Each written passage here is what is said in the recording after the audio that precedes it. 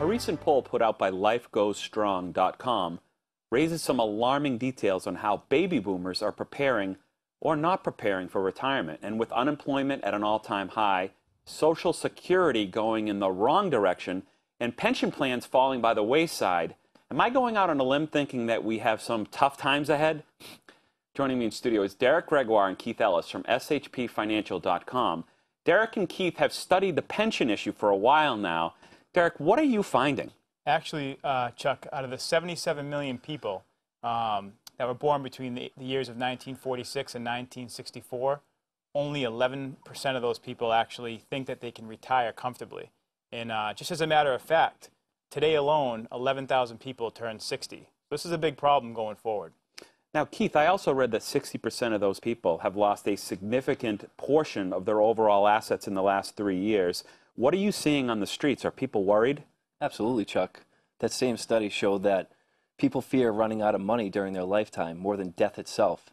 And 64% of baby boomers at this time view Social Security as their retirement nest egg. During the last layoff spurt of '08, you saw a lot of companies cutting back dramatically, and rather than, cutting their workforce altogether, what they were doing was cutting back on pension plans and 401ks. And then you throw in the fact that people just aren't saving because some of them aren't even working. I mean, Derek, do you see this as a problem at all, or? A big problem. Most people my age aren't even counting on Social Security to be there. And you really can't rely on a company as much either, for the 401ks and 403bs. You can right now, but you can't rely on that, obviously, as your overall income for when you hit retirement. In my mind, income planning needs to be the cornerstone of anyone's retirement planning future. And Keith, we all are used to seeing our grandparents with pensions. They retired from a big company and then they had a lifetime worth of income. Absolutely. We're not seeing that now, though. No, what most people have expressed to me is they're looking for guarantees, and what that means is they're looking for something that they can rely on down the road to draw on for their future, to go side by side with Social Security. And they're also looking for stable and safe growth. Now, Social Security, let's get this right on the table. That is a common pension stream that everybody's familiar with. You put into it over the years like you would at a job. And then once you reach a certain point, it contributes back to you for your whole life. Yep. So people understand the idea of a pension system, even if you don't have a pension set up for yourself. But the way Social Security pays out, even now, is so limiting. How do people live off of that? Can they even afford their monthly expenses? Well, actually, Chuck, there's talk on Capitol Hill by both parties of cutting back on Social Security. Social Security hasn't seen an increase in the past 2 years, so that's becoming more and more of a problem. And that's why we're seeing more people switch to more independent pension planning.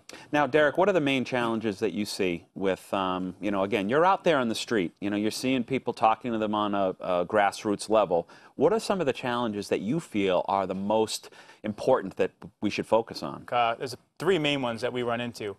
One, people have to look beyond their defined benefit plans in Social Security to give themselves their retirement income they need. Social Security wasn't meant to give someone their entire retirement income. It was meant to be a supplement to other things they have as well. Mm-hmm. Second, you have to guard against outliving your assets. People are living a lot longer. When Social Security was established, the average age of death was around 65, 66 years old. Now people are living into their 90s. Or even younger, I think. People didn't even expect them to reach it. Exactly. It's a good deal for the government. Right, absolutely. And obviously another thing is they have to find a way to protect themselves for market downturns. So those 3 things is what I see of challenges people are facing when it comes to pension planning and creating a pension for themselves. Chuck, to add on to that, more recently what I'm seeing as well is most people fear the looming inflation. They feel that inflation is going to hit us at some point. So when you do build your independent pension plan, you want to have some type of inflation protection in there because costs are not going to stay the same. Well, I'm sorry, go ahead. Look at the gas pump. Yeah, absolutely. Yeah. And you brought up a good point earlier, Keith, that I wanted to address about people fearing outliving their money more than anything. Sure. And life expectancies, although a good thing, we have better medical technology, Absolutely. We're living longer.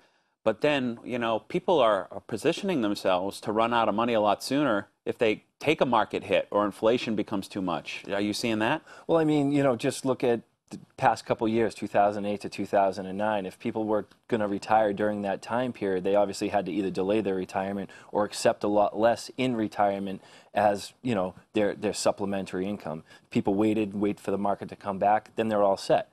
In my opinion, what I'm seeing is the shift more from, you know, risky investments into a more safe, stable growth in regards to, you know, safety of principal preservation, and more important, safety in regards to pension planning. And I guess that's also determined on where you are in life too. I mean, absolutely, yeah. You know, because it's important for an individual who is, you know, a lot younger. They can afford to take more risk. Is that probably something you assume? Well, in my opinion, Chuck, if you have the money and the funds to retire and to live comfortably during your retirement years, why take that risk? We do see people taking that risk, to answer your question, but my answer to that, or when I talk to people on the, you know, on appointments or whatever we're dealing with, why take the risk if you have the funds to retire on, to live comfortably, to keep your lifestyle up, to see, you know, visit with your grandkids, travel, do whatever you need to do. If you have the funds there to do that, why would you ever risk that?